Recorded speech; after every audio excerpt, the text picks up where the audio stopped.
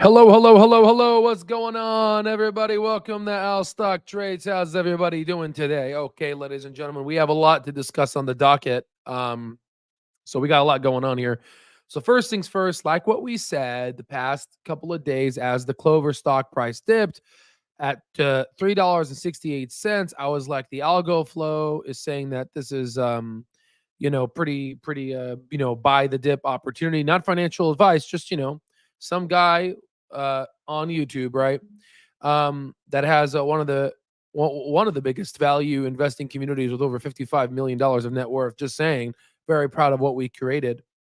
6.6% increase from that day, and that's just only been since 2 days. In 2 days, right? I mean, people look at this and they want this type of return in a year, right? And here we are, right? So it's looking pretty good, ladies and gentlemen. We're going to go ahead and take a look at this right now, see what's going on, look at the algo flow. We're going to go ahead and talk about this Medicare Advantage post that we talked about, like we said, in the past few days. Then we're going to talk about Warren Buffett's early days as an investor, why he would have actually invested in Clover Health. He would have, right? And we're going to talk a little bit, in the little tips and tricks are in this interview with this beautiful lady that is the darling of CNBC. And I hope I have the privilege of speaking to her in the future. And this gentleman here, our master, our rock, our mentor, just a kind soul, Warren Buffett. And we're going to go ahead and do some, stock terminal stuff, look at the algo flow, and then talk about the short interest, because the short interest has decreased. In fact, we could just talk about that, just kind of a little sliver, and talk about what this means, and then we'll probably hit up some institutional investors on the next video. Somebody said, Daddy likes this, right? So you can see here that the short interest has changed by negative 38.26%, because whoever would short this now is a complete moron, right? Probably retail investors, because they don't understand fundamentals. But a lot of the reliable short companies now, they're scared to touch this. Okay, so let's go ahead and talk about this right now. See what's going on. What's going on? Love your vids, Al. 23M. He's a 23 male, I think. Can't wait for Clover to grow more and earn some good cash. Hope to visit the U.S. one day, and I hope you come and visit, right? Our family, how you doing? Happy Friday, Al. Happy Friday to everybody, right? Hello, hello. Let's go. Hello, hello, hello. Al, what's your target price after earnings? Hard to say short term. Whoever tells you they can put a price target is speculating and is a gambler. We don't gamble, right? We are more in it for the long term, right? So it's hard to say. You can do an intrinsic value. You kind of know where we're going to go, but it's difficult to say. You could just do the intrinsics to see kind of where we're at right now, but they're pricing more of a full year. So it's just a short term hard, long term easy. Okay, and the video with Warren is going to say this. So the title of the video today is Medicare advisors are all in. So like we have our product at the Al Stock Trades platform, Lifetime Access. By the way, thank you for all the people that have joined. We are just having a growing community. I'm still waiting on a lot of you that haven't integrated yet. I get it. You wanted to secure the deal and secure the lifetime access, but you know what? Just, take some time out of your day, integrate in the stock terminal so you can just, get access to the 2.5 billion outputs, because you have lifetime. I get it. You're waiting, you have lifetime. But, the best thing, again, as someone who's as your coach, as the instructor, I want to push you today, right? Just get it done. Integrate, okay? So you can be part of the discussion and have access to the data. So, like I said, when you have a product that you are very passionate about and the product pretty much sells itself, people are going to line up. So this was done. This was a good slideshow talking about how they had a full house for Clover Health, and is one of the individuals. I actually reached out to him. If you guys can, reach out to him too, and then see if you guys can just message him and bombard him and say, hey, Al messaged you, Albert, right? Just so you guys know, I'm always working for you guys, right? You go to messages here. I get a lot of messages I don't really respond to, but I messaged him and I said, hey, man, we got a lot of listeners, around 36,000 every month. Hopefully you can come and we can talk, right? Because it'll be nice, right? And then so let me just go ahead and hit this off here. Let's just kind of increase the speed here so you can see that's a picture. Everyone's happy, everyone's clapping. The biggest thing is here's the Clover Health stand. You can see They got, what is that? They got some they got some goodies here, some food, I think, and they're just talking about Clover. And some people may laugh at this and say, look, this is pretty small, but you take this and then you multiply it by 100, 200, 1,000 of these individuals that are the backbone of Clover. You start getting something serious. Okay, so it all starts small. Okay, and that's what we're at, right? No matter how small you are, you're making an impact, and you're changing at least one person's life. So it's nice, right? It's good to see, right? We have these beautiful seniors, and we're taking good care of them. And this individual doesn't work for Clover; he's just a broker. Okay, so there it is. Okay, I think that's the last one. All right, so that's great. We talked about that. Clover stock price is doing well, obviously. Remember how I told you about the algo flow? If you go to the algo flow for the past 5 days and look at the algo flow, you can see that, like I said, it's a bullish divergence. The stock price is going down, but overall the algo flow is going up. That means institutional investors are essentially buying. And I told you that if you want to go to algo flow and want to just purchase that, there's this company that sells it for 2 weeks for $37, and then after 2-week trial, they charge you for the trial. After 2 weeks, they charge you $100 a month, which is more expensive than our lifetime access platform on the Affirm side, and more expensive than our monthly plan. And they just offer this. They just offer this, which we offer in our lifetime. So you're starting to see the value creation here and how we can get into the minds of these institutional investors and really, really, really get into there and get in the nitty-gritty to get to a point where we see the bullish divergence, where we know the stock price is going up. And unfortunately, retail investors don't have access to this type of data, and let alone they don't even know how to basically use the data to make money. And that's exactly what the whole platform is all about. The whole platform is to teach you how to get a fair shake on Wall Street, how to get those crazy returns. And a lot of people have reached out to me. They're like, Al, I can't believe it. I can't believe it. I'm up, 483%. I can't believe that. I can't believe that I'm actually making this type of money. This is unbelievable, right? And it happens, right? It happens when you surround yourself with like-minded people. So it happens when you surround yourself with over 2.5 billion outputs. That's just the premise of what, you are who you hang out with, right? So with that regards, we're going to go ahead and turn our attention to this interview real quick. And let's just kind of go ahead and talk about here. Hello. What's up, Sheriff? Al, what's your Oh, yeah, we talked about that. Giddy, hello. Loving the frequency. Yes. So here's the thing. So someone reached out to us saying, hey, Al, can you just go ahead and just make your streams a little less? It's a little long. So we're going to try to do both sides, making them fast, but, no promises. The thing is, guys, once I start residency, I'm not really going to be able to do these live streams. In fact, a lot of the due diligence is going to be basically within inside of our stock terminal and in our research edge analysis. I'm probably going to be able to do a live stream once every 3 months, which is when I have a week off on average in residency, and I'll be able to do a live stream. It's just hard. It's hard. I may go to the gym and may have to do one of those photo live streams where I'm just kind of in the in the sauna. It's just unfortunately, so I'm kind of basically back ending these live streams, trying to basically talk to you guys because I love you guys so dearly. We created such a beautiful community. So that's kind of the thing right there, right? So I'm trying, to make everyone happy, but as of right now, this is a hobby. I really enjoy talking to you guys. I mean, you can see when another man's happy, right? I'm having fun, right? Let me just kind of take a tangent real quick. You go to a bar. I don't go to the bars. I don't drink. You go to a bar, and you do these things, and you talk to people about stocks, and all of a sudden their face just glosses over. It's almost like they just put this brick wall, and it's like you're talking to nothing. And for all you guys that tried, you know what I'm talking about. So it's just hard to find an investing community that is smart. I mean, heck, nothing against people that smoke, but you go to a cigar lounge, you somehow think cigar is success. You go talk about, I went there too. You go talk about stocks. Obviously these people don't make good health decisions for their life by smoking cigars every day and being in a room with secondhand smoke. So what makes me think they're going to make good intrinsic value calculations to think 10 years into the future when they can't even think of their own future and regarding their health of their lungs? So it's, what I'm trying to say is it's hard. I mean, maybe you might be able to talk about it in a golf course, but again, guys, who the hell has time to golf right now, right? Especially people that watch our channel, we're not in that phase, right? We're not. I mean, I try to get there once a year, but again, we're not in that phase. So, what else do we have? There is no value investing community where you can just sit down and talk, right? And I feel like we've created that community. And this video is going to touch on this because I find it really interesting.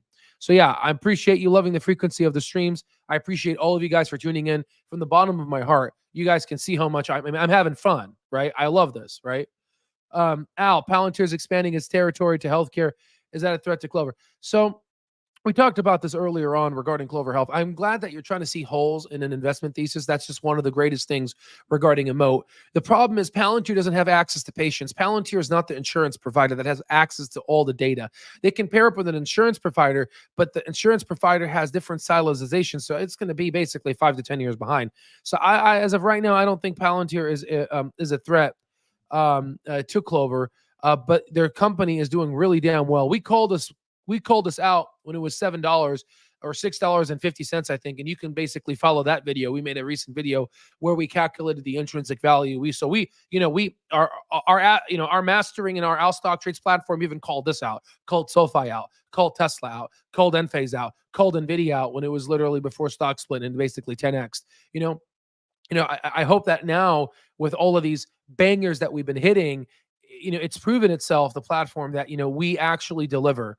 And the beautiful part is, everyone said, everyone knew about Palantir. Everyone knew about Tesla. Well, no one knew about Clover. In fact, you go to Clove and you go to images, all you see is us, right? And you go to videos here, all you see is us, right? Because we were the only people talking about it, right? And then now we're basically reaping the benefit of the hard due diligence that we basically did. Okay, so that's really great. So let's go ahead here. I like the long streams. Yeah, I appreciate you. What's wrong with them asking that? No, yeah, because it's more value, I would say, right? And it's get to know the community, and and obviously you guys know this ain't scripted. I'm not scripting anything. I mean, it's not like I'm reading off of the paper, skip, pause. No, I'm not reading off no transcript. This is just me talking to you guys, right? And obviously, it cares to show the amount of experience I have just to be able to talk about this kind of just offhanded. I've done this for a long time. And, I hope that you guys can get to that level, which is the main goal from the mastering and the lifetime access to take you from zero to hero. So you can basically feed your own family, make that 6-figure, not yearly, monthly, make 6 figures on the monthly basis. And, a lot of people say, I don't believe it. But by the time you guys see it, it'll be too late. The lifetime access will be too expensive, in my opinion. Right. But that's just what that's what it is. People are rewarded for trusting in the platform early on. I have a friend who tried to get into Clove at all-time lows and he blew it off. Came back to me when it was $4 and was upset. I didn't pressure him to buy into buying. Some people can't be convinced. It's funny that you say that. Unfortunately, I've had some family members. They got caught into that upward, and this is actually something good to discuss. So unfortunately, they were trading between 80 cents to like $1.30, and they were going back and forth with that, or like $1.20 or something. And they were going up and down, up and down. And unfortunately, once Vivek went ahead and did that insider buy, that thing shot over past $2. And then he did another insider buy and it shot after that. So unfortunately, there's going to be a lot of that in the near term, going to 4 to 8, back to 4, 4 to 8, 4 to 8, 8 to 4, 8 to 4. And people are going to be like, oh, I can make this. And all of a sudden it's going to shoot up to 15. It's unfortunate because, people get caught up on these things. That's why for me, to itch that short-term trading mentality, I like to have 2 separate accounts. One's going to be my long-term and one's going to be my day trading, right? And sometimes my long-term has a section for short-term, right? It's just for the taxes, you got to be careful, okay? Because, short-term capital gains tax versus long-term capital gains tax. But yeah, it's unfortunate, right? And then, there are people that I was actually doing rotations with. They were making fun of me. I came to the rotation. They're like, oh, look at Clover. Oh, man, are you sure you know about stocks? I haven't seen them yet, but I would love to go back to them and say, oh, what do you think? Right. So it is what it is. Sometimes people, sometimes people, unfortunately, they can't be convinced. Right. And, it's unfortunate. Right. And, it's it's sad, but that's why I thank all of you guys for tuning in. I thank all you guys for joining the community, because each and every one of you have experience. So here's the thing. Let me give you an example that Warren Buffett gives. I'm going to give you a couple of examples. Okay. Example number one. If I was to talk to you right now, and if I was to say, how much money, if I was to write you a blank check right now, and you give me a number, how much money can I put in exchange to make 10% of everything you make in the future? So let me give you an example of this. So let's say, for example, you make $100,000 a year. I want to make 10% of that, and whatever you make in the future. So if you make $1 million a year, $500,000 a year, I don't care how much you make a year, I'm going to get 10% of it. How much would that be worth to you? Okay. And how much can I put in that check? A lot of people say $50 million. They do this, right? And then I look at them and I'm like, okay, how much money are you getting paid right now? I'm getting paid $40,000, $50,000, right?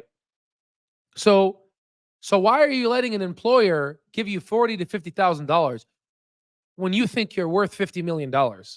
So why are you worth $50 million if you're only making $40,000 right now? Right? So you're starting to say it. People overvalue what their worth is, but they don't basically go out there and go find their worth, right?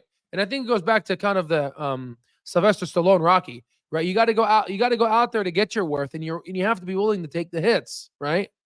And not blame people, where you want to be. You know what I mean? Because those are what cowards do, and that shouldn't be you. So that's why our platform has a little bit of more mentality change too. Because in order to be a millionaire and billionaire, you have to change your mentality to a growth mindset. Okay.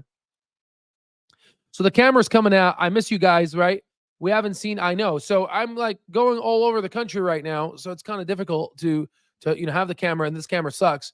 So we're going to get back to those camera lives soon. Let me just kind of finish off all these interviews and whatnot, because the internet is not stable. And then if I turn on the normal camera, it's just going to basically screw up the whole live.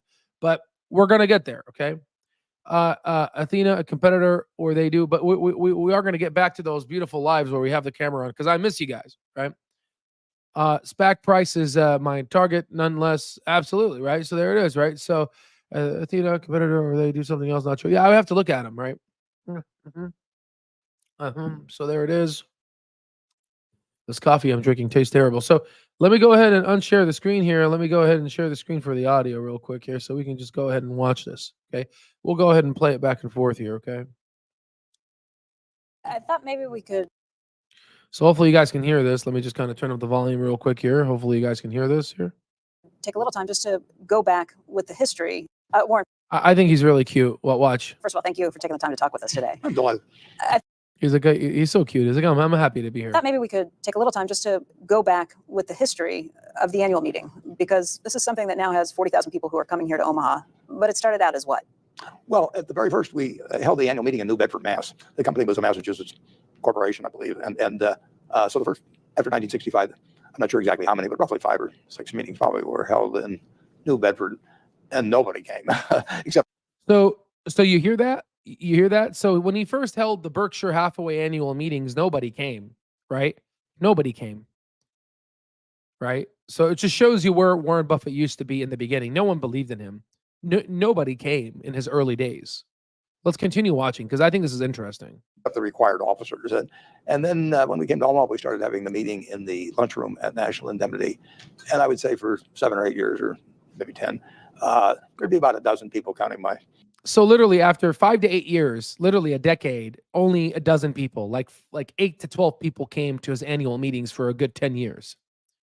So, isn't this kind of, all my OGs that joined the Lifetime Access community, remember how it just used to be us? There wasn't a lot of us in there, right? There was just a few people that have joined the Lifetime Access community, right? And now that we're growing, you can see the whole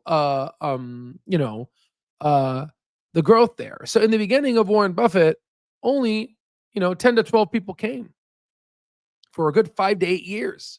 I mean, honestly, I feel like we're doing better right now based on where we're starting from. And I didn't know this. I didn't know Buffett didn't make his first million. No way. Let me see this. Let me Google this. No way. No, Warren Buffett did not make his first million, but he did accumulate 90% of the net worth. Are you sure? I don't know, man. Yeah, you see, at 21, his net worth was 20K. Again, you have to adjust for inflation, but that's impressive. Buffett didn't make his first mini until after the age of 50. That's insane. You see, that's insane. That is insane. I didn't know that. Thank you for teaching me that. Wow. No. Holy shit. You see, what does that tell you guys? What does that tell you? Right? He's helped me so much. There's going to be a lot of similarities in this video. That's why I'm playing it. Just let's keep watching. Uncle Fred and Aunt Katie and a few people that would come in. There would be about maybe 3 people from out of town, and I'd answer questions. And then in 1980, literally 3 people from out of town came to go see Warren Buffett. I want to know those 3 people because they saw something that others did not. Oh man, I wish you mentioned those 3 people. Obviously, I don't know if they want to be mentioned, but that's really cool, right? Maybe if they watch this video, maybe they might be able to reach out. God for who maybe dream pipeline. But you can see, who knows, maybe they passed away because again, this was a long time ago. But you can see for 5 to 8 years, only like 10 to 12 people showed up, right? Because value investing takes time, right? And you can see it's the epitome of the lifetime access bundle, right? That we have, right? First, it was just a little bit of us, the OGs. And now people are starting to see value. They're starting to realize that when you practice Warren Buffett investing, I mean, it took me over 10 years to learn this type of investing. And now people are joining and they're literally calculating intrinsic values within the first 30 minutes. So it's very powerful. Okay. So let's go ahead and let's work hard here. Let's keep going. 2 or thereabouts. Whenever we merged with Blue Chip, we had a somewhat larger meeting. Microphones didn't work. Radio stations kind of kept cutting. So there it is. His microphones didn't work. I mean, my microphone didn't work a couple days ago. So same story. So Buffett made his first million in 1962 at the age of 32, when his Buffett partnership was valued over $7 million and his shares were. So we're kicking. I mean, we're honestly kicking his booty now. We're kicking his booty, right? That's what we're doing. He became a billionaire in 1985. So it just shows you how many years it took, right? So it just shows you the power of value investing, right? I'm telling you guys, for someone who came from homelessness and to practice value investing, and you guys know my worth, right? You guys know this works. This works. And if you look at all the other people that preach Benjamin Graham and that preach value investing, they're all multi-billionaires and millionaires, okay? A lot of them are billionaires, okay? So you have to kind of ask yourself, like, maybe this is the right pathway to wealth. Maybe this is it. Maybe, just maybe, right? And, there's going to be people that, are convinced, and there's going to be people that are not. But unfortunately, the people that are not convinced, those are the people that are going to be contributing to our GDP, that are going to be folding the burritos, that are going to be sending the Excel spreadsheets, that are going to be essentially in the working class, that ultimately generate the earnings per share that end up turning into free cash flow, in which will benefit us as shareholders. So sometimes those people that don't believe, you have to have them in life, because they're the ones stirring the pot of capitalism in which we, the top 1%, will make money off. And I say this harshly because I hope to go into their minds and rattle it up so they can wake up, so they can be part of the capitalistic society and to be part of the haves and transition themselves from the have-nots to the haves of society, because that's exactly what I did. Let's continue. But from that point forward, it just started growing. What kind of questions did you get at the first meetings that were here at the National Indemnity in the lunchroom here? Well, the only questions there'd be 2 or 3 from people from out of town. They might ask a couple questions, but it was very short. Although I would stay as long as people wanted to answer their questions, but there were just a couple people there that would ask questions. My relatives never asked any questions. When did that really start to change? After Blue Chip, it was bigger, but how many people are we talking? Well, I think that Blue Chip meeting, the first one that we had here when the microphones went bad, I think we probably had 100 people or something like that. And we were getting a whole new group of shareholders, for one thing, through the merger. And then we started meeting at the Jocelyn, then we met at the Garfield, then we met at Big Motel Chain, then we went at Exarban, we met at we just kept enlarging the venues as time went along. And now I think we flattened out. Now that we webcast the meeting, then I think we'll probably stay fairly constant. The questions that you seem to get at the shareholder meetings over the last decade or two are different than questions that you hear at just about any other publicly traded shareholder company or shareholder meeting. Yeah. Why do you think that is? Well, I think there is more of a family atmosphere to Berkshire than virtually any large corporation. I mean, people feel a connection, because we feel a connection to them. I mean, Charlie and I started managing money for other people, and they originally were just family, and maybe So the only thing is, I don't manage money for other people. I teach you guys how to manage your, from an educational platform, how to essentially use value investing so you can manage your own money, right? and it's really cool because, you know, our platform empowers you. And he says something that's so beautiful. He says that, you know, it's a family connection because we have because Charlie and I have a connection with all of you. And I just find that so funny because, you know, I just watched this interview yesterday. It's an older one for sure. And it's interesting because, you know, I just basically said the same thing. I have a connection to all of you guys, right? That's why it kind of hurts me when someone said, make the videos less. I'm like, no, man, I'm having a good time, right? And it's just crazy, you know, that, you know, I've like literally idolized this gentleman. I've studied everything about him. And as I learn more about him, to peel him like an onion shell, I realize that I've become, you know, in terms of how he thinks and everything, I've become almost like him, right? Which is crazy. I like look up this guy. I look up to this man, and it's crazy because, you know, now we're democratizing financial literacy, and, you know, we're basically spreading value investing to all people all over the world. I mean, we're having people from Vietnam, Russia, China, Middle East. I mean, heck, we even got somebody from Africa by, and, you know, Europe, United States, Canada, you know, Central America, you know, of South America, everybody. I mean, we're in every continent now. I mean, shout out to Honolulu. I see you. We got a couple of you there. Shout out to Prescott, Arizona, your next door neighbors. Holy moly. We're literally everywhere now. And it's just so cool because we are creating this family-like environment, lifetime access to where people can come together and get these whopping crazy returns. Clover Health closing at $3.92 today. What a bullish day, up 3.43%, 343, baby. So we're doing really well. Very great for next week, I would say. All right, let's continue. Friends, and so we've got a partnership feeling toward the people who have given us their money, and 70% of the shares of Berkshire were distributed from the partnership in 1969. And these are, you know, they're my doctors, my neighbors, same zip code. I do very well trick or treating, you know, they know me. So they come and we don't screen them, and they can ask whatever's on their mind. And sometimes they may get a few that are kind of silly, but the question is what's on their mind. And Charlie and I are there to talk with them. And we had so many getting kind of into personal questions that we've taken on this situation with the last, I don't know, 6 or 8 or 10 years. We've had a combination of media and analysts to work in some maybe more substantive questions than some of the shareholders would want to ask, but we still want to hear from them. Now, there's a limit to how much you can do, but we're happy to spend 6 hours or so out there answering what's on their mind. Any questions that have ever surprised you, or when did you first start getting some of these life lesson questions? Yeah, the life ones, they probably started certainly in the 1980s. I mean, when we were at the Joslin, we were getting them at the Orpheum Theater, and Joslin only maybe held 800 people, and Orpheum a couple thousand. So we were getting them.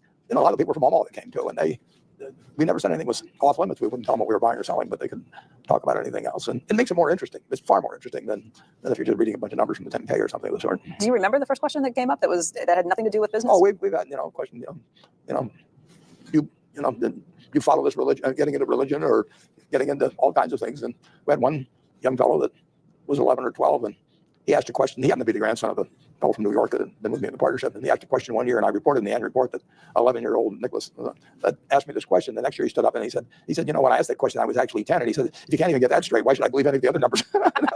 So we have fun at the meeting. We had a proposal at the meeting, and it's designed to talk about what they want to talk about. And every now and again, when it's kind of silly, but overwhelmingly, I think just the fact we're willing to talk about what they want to talk about is interesting. And I love being up there with Charlie because I never know what he's going to say. I find that the meeting's probably more interesting than any of the shareholders because I learn things from Charlie every time I talk to him. You know, let's talk a little bit about, in the past, you're obviously an incredible investor, but when I've asked you in the past what you'd like to be remembered for, you've said you want to be remembered as a teacher. Yeah. Why is that? Well, I've gotten so much from other teachers, and I enjoy it too. I mean, I have a good time talking with groups, usually students, but sometimes other groups too, and they appreciate it. I just had a group. So, you know, there it is. You know, I've tutored over thousands of students, you know, from all the way from, you know, neuroscience, organic chemistry, cellular neurophysiology, you know, the MCAT stuff and PCAT stuff and math and economics and you know, it just feels good. And it's just funny how he likes to see himself as a teacher. And, you know, it's why I kind of solidified my approach to doing academic medicine, right? So I find it incredible, right? So you know, he's basically teaching his mentors findings of you know, Benjamin Graham, value investing. And you think that everyone knows about this, but even with Warren Buffett's strong brand name, even people don't even know about what a free cash flow is. And so it cares, but then people would just basically gamble their life savings in a company that they're Joe Schmo basically mentioned versus if they want to buy a property, they sit down and study the property and whatnot. But, Joe Schmo mentioned that they just buy this stock without having any understanding of what a stock is. It's an underlining part of the business, right? With all of its free cash flows, revenues, and everything it has. But it's a shame, right? It's kind of a shame because Peter Lynch said, these types of statements regarding, just people don't do due diligence. But guess what? With this ignorance and sadly stupidity comes opportunity, because the market is always going to get numbers wrong. The market is always going to, price Clover or price Tesla at a wrong evaluation. And for people that know how to calculate the value, they're going to be the ones that are going to, be able to make the money. And it's going to be people like us, because we're going to be snipers, especially Belize. Shout out to you, my friend. Well, we're going to be able to find value before value finds itself. Okay, let's continue. Group last Friday from 11 universities. We had Stanford, UCLA, we had Iowa, we had K-State, and we had Peking University. They came from China. And it is fun just talking to bright young people who have yet to live their lives, and they're much more interested in the personal stuff usually than investments. I mean, they're all going to do well financially, but some of them will make a lot of mistakes and other things, and maybe I can be of help. It's rewarding to you, and as long as they want to come, I'm willing to stand up there and talk to them. How did the teaching of the students, how did the school's list get started? I'm not exactly sure. I mean, many years ago, when I would go to directors' meetings at Coca-Cola in Atlanta or Gillette in Boston, I would schedule a talk. And they'd ask me, but it'd be Harvard or Babson or Northeastern or whatever it might be, or it'd be Emory in Atlanta or Georgia Tech or whatever. And so they just ask, and I'd make a point of going a little bit earlier, staying a little late, and talking to them. And then that got to be a lot of work, and it became easier to have them come here. So I now take them in. Now I take them in groups of 10 schools, 20 students per group. At least a third of them have to be women, and then they can ask anything they want. Why do a third of them have to be women? Because the guys were crowding out the women before that, and one way or another, they seem to control the apparatus within their business school or whatever. And I just told them, if you don't bring a third woman, you don't get invited back again. What type of questions do the students ask? They ask everything. They ask, whether it's marriage or whether it's something. A lot of the questions are investment oriented, but a lot of them are just how they should lead their lives, and they listen. If I talk to some trade association, a bunch of 60-year-olds, they basically want to be entertained and they want tips, but they're not going to change anything in their lives. But these young people do, and I hear from them afterwards. I hear from a lot of them afterwards. What do they say? Well, they usually start out by saying thanks, but then they get specific sometimes, and other times it's very short, but sometimes it's quite long. Sometimes they ask for a job. Is there a point? When you started doing this in your business, when you started investing, you were doing it out of your home. Exact 6 years. Kind of toiling away. No employees. And I made the mistake of starting additional partnerships rather than putting everybody in one. So I grew to the place where I had 11 different partnerships. So every time I bought a block of stock, I had to break it into 11 tickets. I had to write 11 checks as I wrote the checks myself. This is when you took physical delivery of securities. I'd go down to the Omaha National Bank and actually receive the securities, put them in safe deposit boxes. I picked up the mail every morning. I went down to the 38th Street and picked up the mail. I wrote away for the annual reports myself at a little IBM typewriter. And so it was a very peculiar. It was this little room off my bedroom. So I just go down occasionally to get what in those days I have to admit was a Pepsi, but and potato chips, and go back up to work. But to your neighbors, it looked like you weren't doing much of anything. Right? That's true.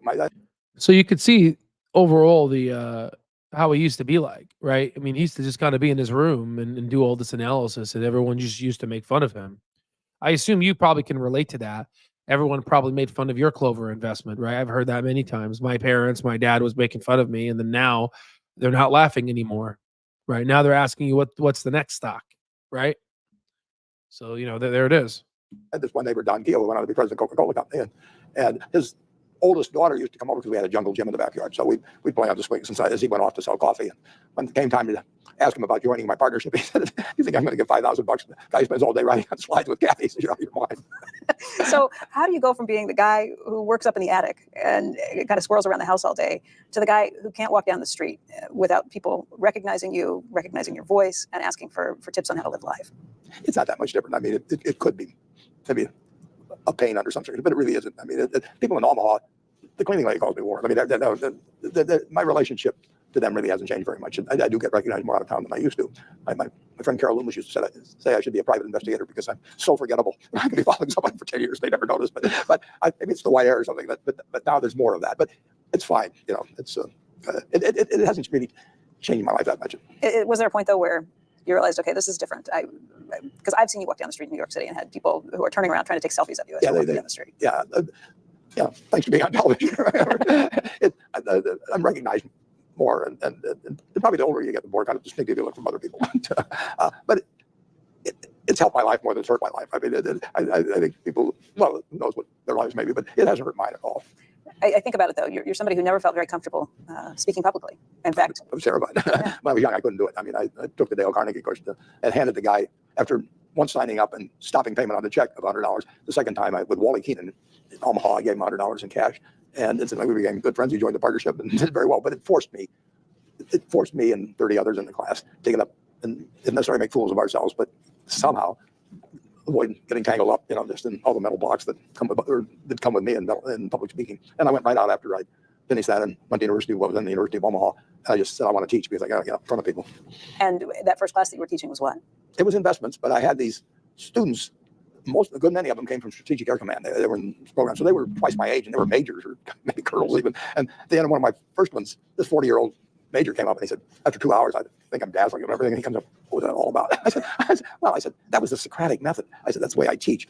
And the guy looked at me and he said, well, pal, he says, I got to tell you something. You ain't Socrates. And it's kind of funny because that's literally the type of method that I use when I teach, which is the Socratic method. I pretty much have the individual be able to figure it out rather than themselves, rather than me basically give them the answer, right? You have a lot more people who are willing to listen to you these days, though. Well, that is true. But yeah, the very first class, but I would have my Aunt Alice in there. And I had a good many people who later joined my partnership, but that was 5 or 6 years. Well, it's more than that even later. But these were all Omahans. They were friends, and some were young, some were old. Why do you think that people are so eager to get advice from you and Charlie? Well, we've been around a long time, so we're known, and we do have a decent record over time. And we're giving the same advice. I mean, we're giving the advice I got in terms of life from my dad, in terms of investments from Ben Graham. I mean, we're passing on what we learned from somebody else, and it does work. And what we're saying makes sense. Doesn't mean there aren't other ways. It does work. What we say makes sense. I mean, isn't that the same thing I tell you guys? This intrinsic value calculation, this thing works. This thing works. But unfortunately, it's not going to be until Clover's $25, $30 that people are going to start paying attention. And hopefully, maybe, this is the first time in the history of the internet where we actually, because, Warren never had the technology, really document the price of Clover from 60 cents, calculating its value and showing the world that yes, you can become a millionaire if you go ahead and practice intrinsic value calculation. But even then, even if it's online, there's only going to be a few amount of people that are actually going to believe. And those are the people that are going to be multimillionaires. And it's okay because we need to have people that don't believe, because they're going to be running the society in which buying the stocks at overvalued prices and selling them low to us. We need people like that, right? We need people that essentially buy high, sell low so we can make money, right? So, they will play a part in the simulation to help people that are educated like us make money on Wall Street. Okay. Of doing things, but it will work what we're talking about. And they know we like them, I mean, Charlie and I like to talk and we enjoy interaction. And we like getting challenged on ideas as well. You went to school at Columbia University for the business program. That's right. You went to work for Ben Graham, and you said it. You went to work for Ben Graham. Who's Ben Graham? Benjamin Graham. Okay, that's the guy we teach and preach, right? That was the guy who started this whole movement back in 1949. Let's continue. Working in New York City at that time. Well, there was a gap of 3 years because he wouldn't hire me when I volunteered, and so I came out to Omaha. I was only 20 years old then, so I started selling stocks. And although I was 20, I looked about 16 and I behaved like I was about 12. I was not a huge success at selling securities. And then actually I took the Dale Carnegie course about that time to make it easier. But there was some guy who was going to call on and I'd get over to this tailor shop or whatever it might be. And I'd walk around the block about 4 times the leg before I went in. You did go to work for Ben Graham in New York City, and then you came back. Why'd you leave New York when everybody thinks Wall Street is where you should be if you're going to be in business like that? Why Omaha? I just felt it would be a better life. I had 2 children at that point, yeah, I mean, living in New York is kind of tough, especially in Wall Street, and also there's a lot of distractions. You know what I mean? Just look at CNBC, all the ups and downs they say. But it's kind of funny because you go to Omaha, or let's say, for example, Tucson, Arizona. There's no iteration of Wall Street. No one knows about Wall Street here, and it's nice to just get out of there and just kind of basically think and not have media influence you. My wife never said a word against moving there, but her life was more in Omaha. Her parents were here. My parents were here. My aunts and uncles were here. I mean, her best friends from high school where it was a better place to live. And it was a better place in my view to raise a family. And I had a lot of friends in Wall Street. I mean, it was a good thing I worked there. But I did not want to keep going. I lived in White Plains, and I took the train, and I went to the train. And there wasn't much life outside what would happen between those train trips on each side. It's just been a better life. Do you think it's been easier to insulate yourself from some of the more questionable business practices? Yeah, and the nuttiness generally of that. When I was in New York, there was no way that I was sitting at this little office at 42nd and Lexington Avenue, Graham Newman, and I was getting a certain number of the calls, not that many calls, but from brokers. And I mean, they were all throwing out ideas and hoping to get business from the little firm I worked for. And so there was an overstimulation factor. There was a tendency to want to do too many things. If I do 10 or 15 good things in investments in my life, I'm going to do very, very well. I mean, you do not need hundreds and hundreds of ideas, and most ideas aren't any good. But So that's the thing. Like, I was just recently at a nonprofit for like trying to figure out how to end homelessness, and people, it was just a lot of ideas. And unfortunately, they were focused more on the quantity of the ideas rather than the quality of the ideas. And it's just a bunch of talking. And unfortunately, a lot, I just see a lot of these people, they come together, they got, they just a bunch of free meals.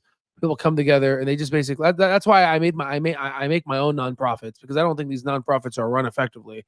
And they just basically talk about, how to change the world, and just, it's a bunch of lip service. But if you actually practice what Warren Buffett says, if you have a little stamp card on a little card sheet that basically says all the investments that you're going to make in the lifetime, and pretty much basically take these and have less than, let's say, 5 or 10, and really make decisions based off of that, you're going to be very wealthy. Okay, you only need a couple.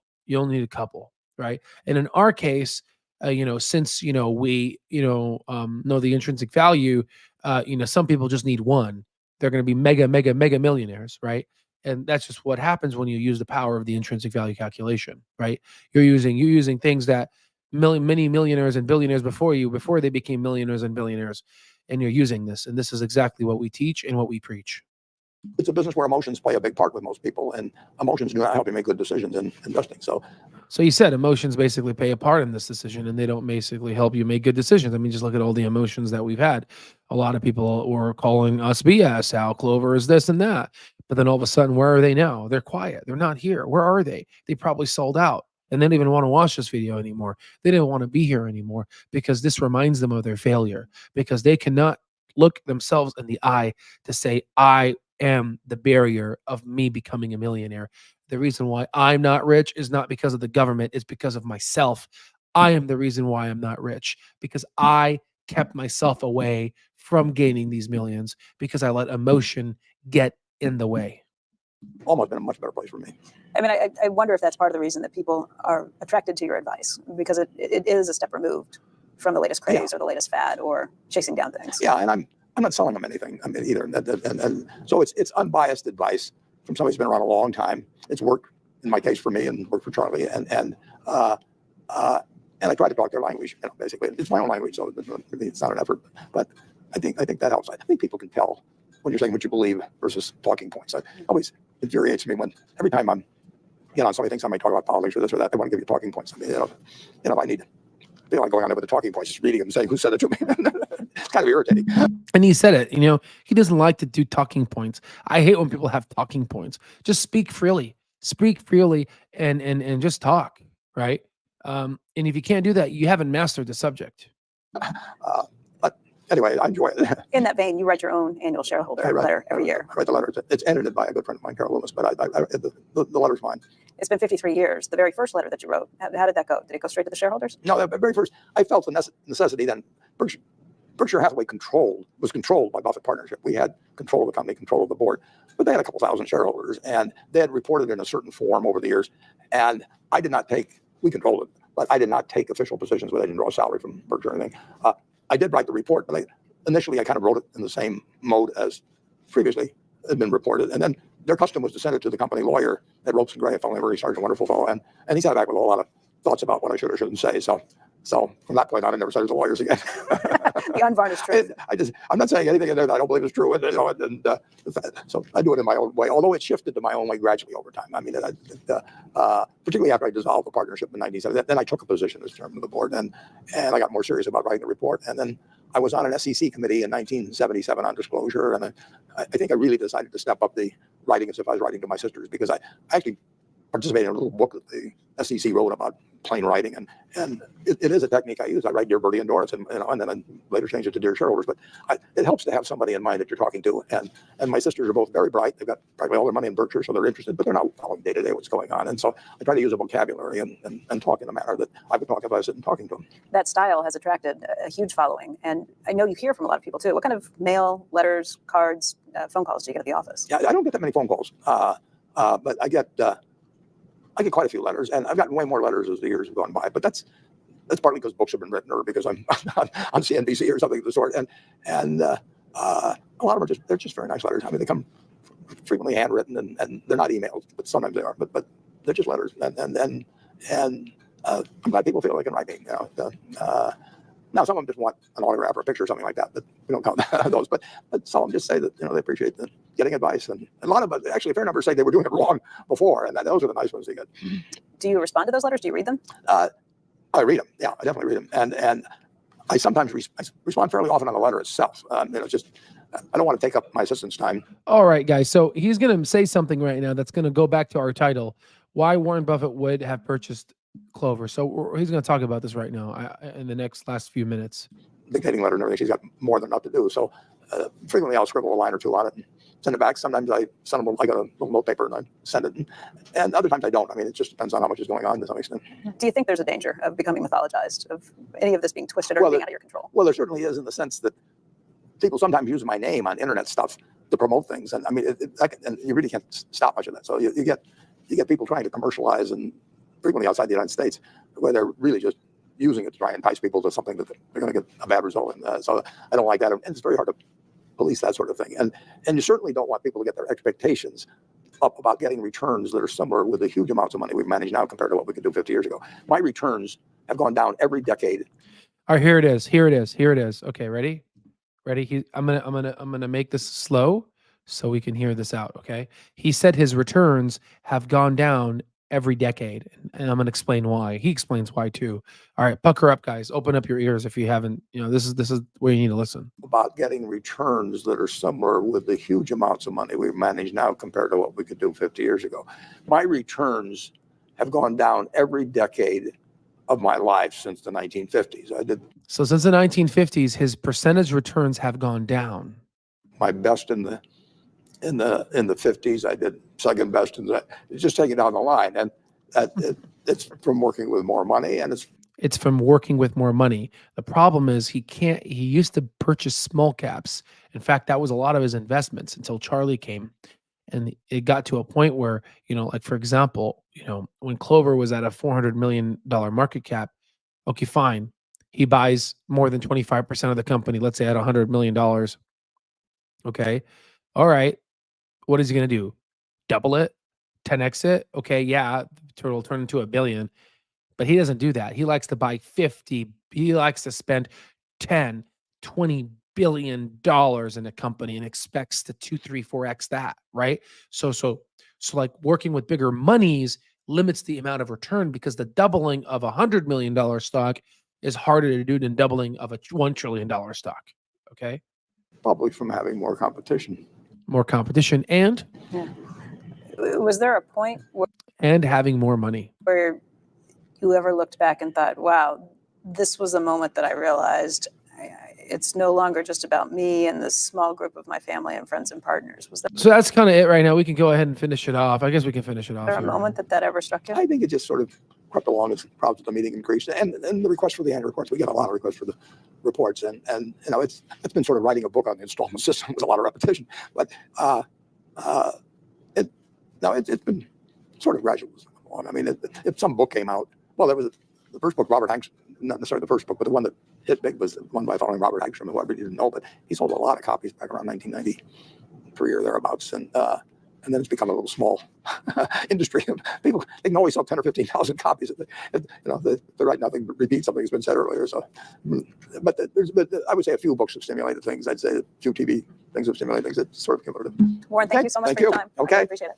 All right. So yeah, not so much after here, but let's just go ahead and just stop the sharing of the screen real quick and just kind of share this overall larger screen without the audio.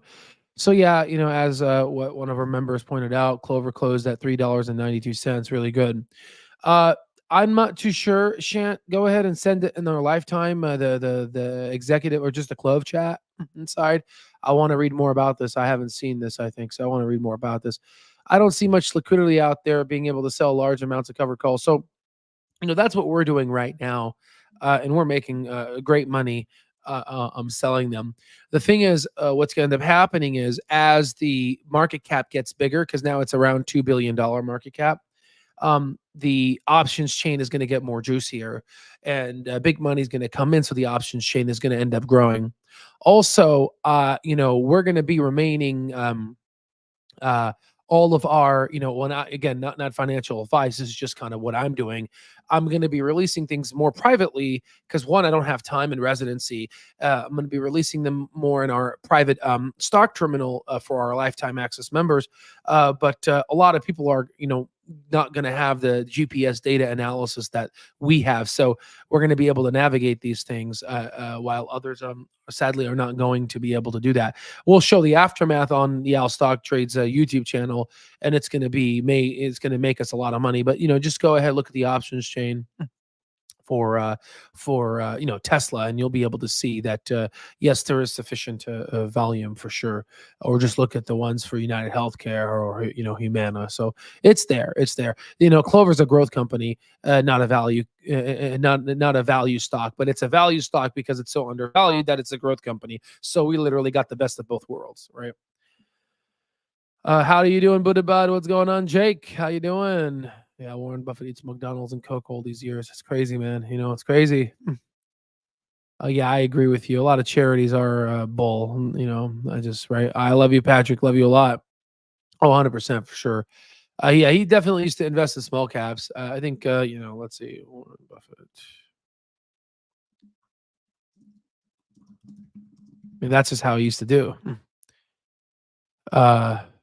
So he invested in small caps in the past and has positively spoken about them. In his early career, he did it, but the problem is he started getting into large companies because the money's got larger, right? And Warren Buffett said in the past, I'd buy small caps if they start, if starting over, and we are at the starting point of where he was, and people found value in what we preach. So again, if for all the folks out there that are on the sidelines and whatnot, I hope that we've proven ourselves as a really great tech-enabled course that takes you from zero to hero.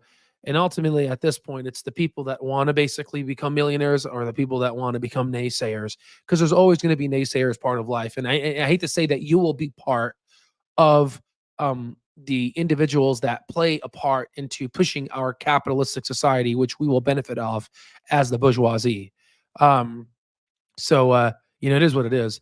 But for individuals that I'm speaking to, the individuals that want to change their life, that want to change the trajectory of their generational wealth and pass on wealth to their children, if you're out there, I hope that you see value in what we say. And I hope that we will see you inside of our platform, right? And it'll be an honor and privilege to have you, right? So overall, I'm very bullish. I'm seeing a lot of similarities between kind of how Buffett would invest and kind of how we're doing things. Before, he used to only have 5 to 8 people attend his annual meeting. And then now, it's a lot. So, we are getting there. We're getting our names out of there. People are noticing that this company is doing well, and we did it all together. The Al Stock Trades platform would not be where it's at without people like you, right? You make this, you say, you love me. I love you, Patrick. It's people like you that have made this platform what it is, and we're going to change the world together. Okay. All right, ladies and gentlemen, I appreciate all of you. I'm going to go get a haircut and get ready. I have a presentation tomorrow at a very prestigious conference. It's going to be very nice. And, I love you all. I'll see you on the next one.